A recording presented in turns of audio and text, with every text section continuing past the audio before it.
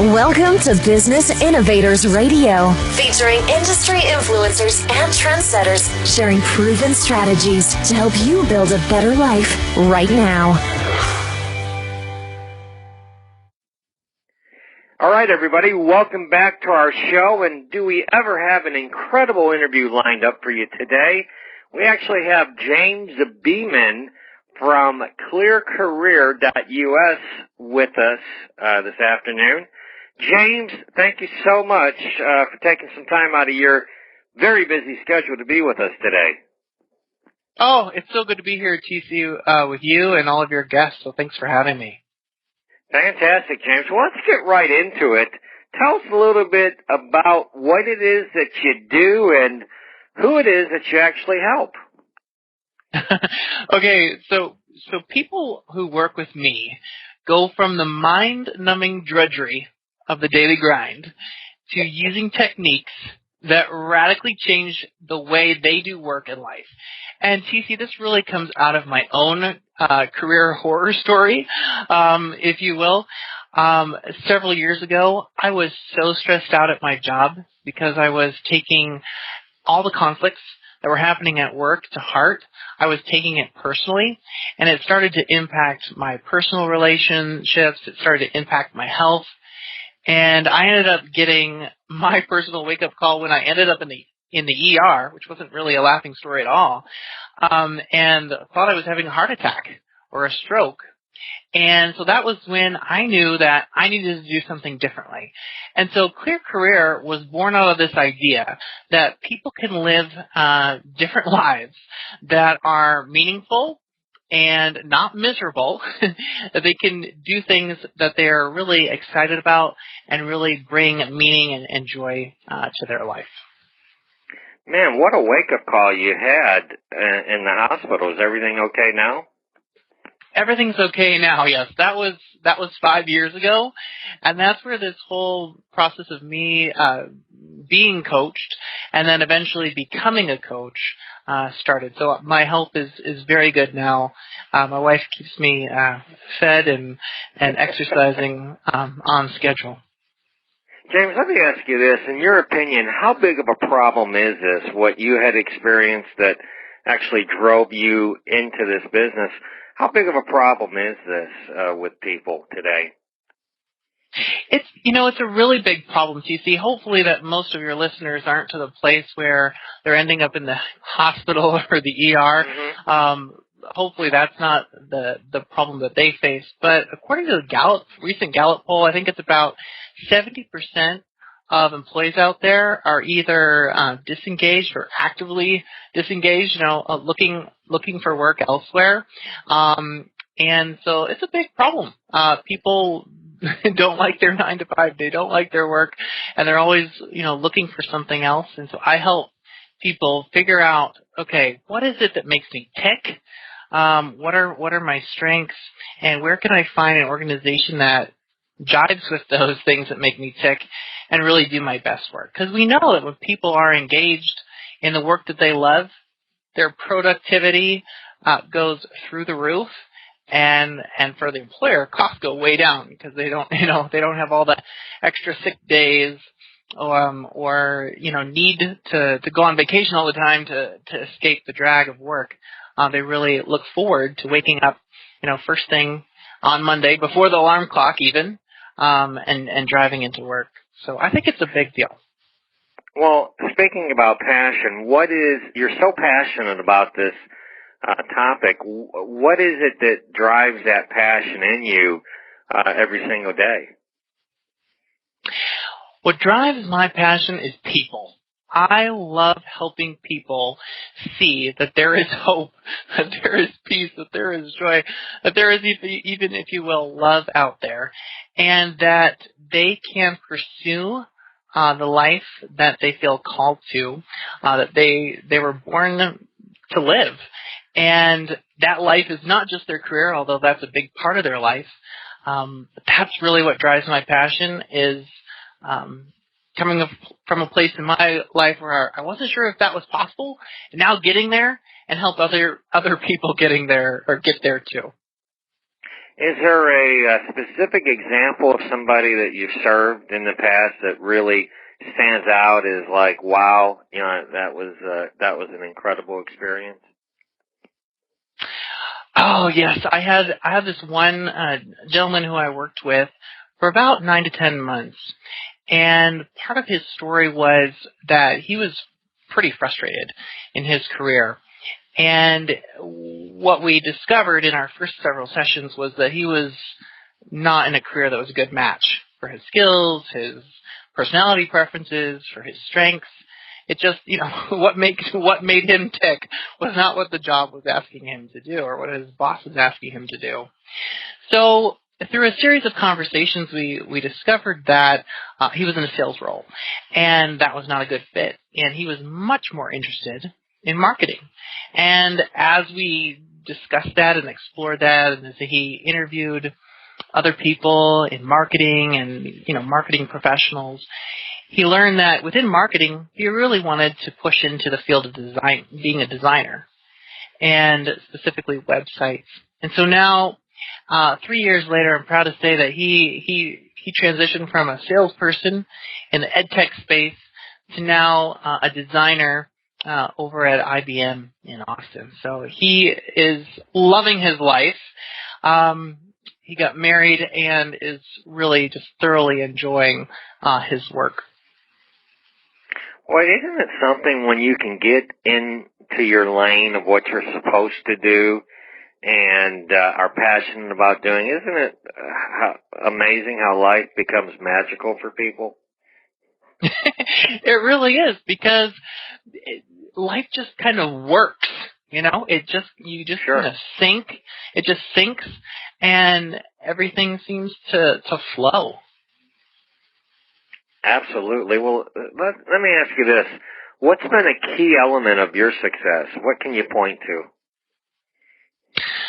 Key element of my success, that's a really good question. I would say that having coaches in my own life, I worked with several different coaches, a leadership coach, a career coach, a life coach, for a number of months. And one of them I worked, Jerome Daly, I worked with him for over 3 years. And I would say that having other people who come alongside you, believe in you, help you articulate what your vision and dreams and goals are, and then support you as you write up that strategy, implement the plan, and take the action, I think has made all the difference for me. And so I just really appreciate all those mentors, all those coaches, all those even trainers and professors in my life who've really guided me to a path where I can enjoy my life every single day. Sure. What leadership qualities in leaders do you most admire, and why? I think the top leadership quality that I admire would be, well, maybe 3. It's easy. But they all relate. Integrity, honesty, and authenticity. Some of the most transformational experiences and relationships that I've had with leaders are people who really approach others from that place of authenticity. And you can just tell. I mean, I think but you can just tell when somebody is being themselves and when somebody is not being themselves. And that authenticity, that sincerity, that integrity that comes through from a leader when they are being authentic, it's just huge. And I think because when a leader is that way, when a leader is fully connected with who they are and their strengths and maybe even some of their weaknesses, the challenges that they may have, I think when they're authentic, then the people under them start to show up and be authentic as well. And when that happens, then you have trust. And as David Horsager says in his book, The Trust Edge, trust is amazing. It produces amazing results. I mean, when you think about what business is at its core, it's trust. It's building trust with the clients, it's building trust with your employees. It's building trust with the different stakeholders on your team, the stockholders, whoever it is. Trust is so important in business, and obviously so important to have as a leader. Well, before I had you on the show, I actually read one of your quotes in one of your interviews, and you actually speak about that we live now in a trust economy, and that's the real currency today, not simply money. And I couldn't agree with you more on that topic. Yeah, I mean, you could probably think of some reason, some business that you've done, that you've purchased a product from or purchased a service from, where maybe it wasn't the least expensive, but you knew, that it was going to work. I don't have my Apple iPhone because it's the most economical option out there, but I know that when I turn the thing on, right, it's going to work. Yeah. I trust them. Fantastic. Well, let me ask you this. I know you're so incredibly busy. Tell me some of the business projects that you are currently working on and that you're excited about and why. Let us know those. Yeah, well, one of my favorite business, projects to work on all the time is my clients, my individual, and I have some groups that I also coach. And so those are my favorite projects. But some of the things that I'm working on outside of that is I'm working on writing a book with one of my mentors, Mary Verstrady, and she's the CEO of the Center for Coaching Excellence, and we're partnering together in writing a book on how to start a coaching business. So over the last, what's it been now, about 15 months, I started my own coaching company after being a coach for several years. And so we thought, what better way to crystallize our learning and help other people grow their coaching businesses than to write a book on how to do it.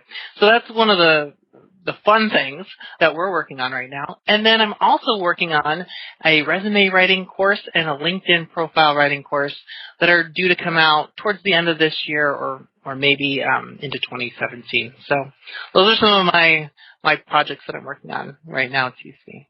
Boy, those are some exciting projects. Let me ask you this. Well, especially the LinkedIn, I have to say, I think LinkedIn is an incredible venue, and I think that those books will be well served in that marketplace. Wouldn't you agree? Well, I'm the one investing some time there, so I would have to say that I absolutely agree. Exactly. I wholly agree. Mm-hmm. Absolutely.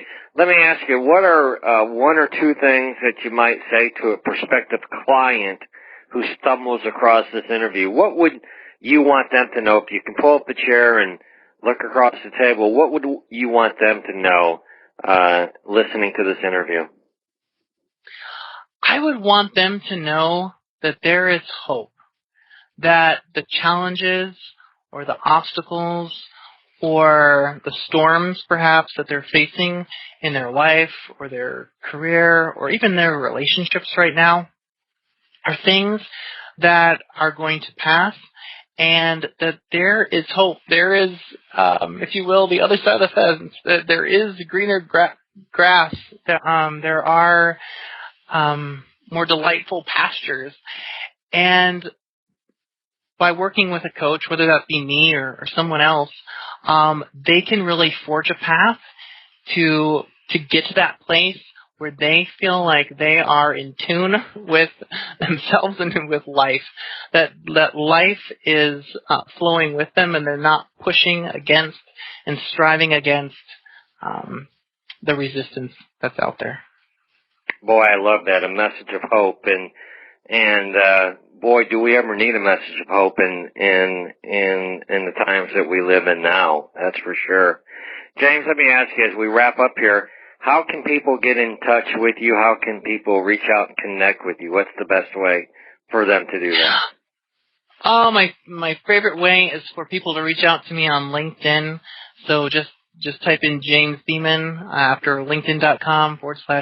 IN/James Beeman, and you can connect with me there.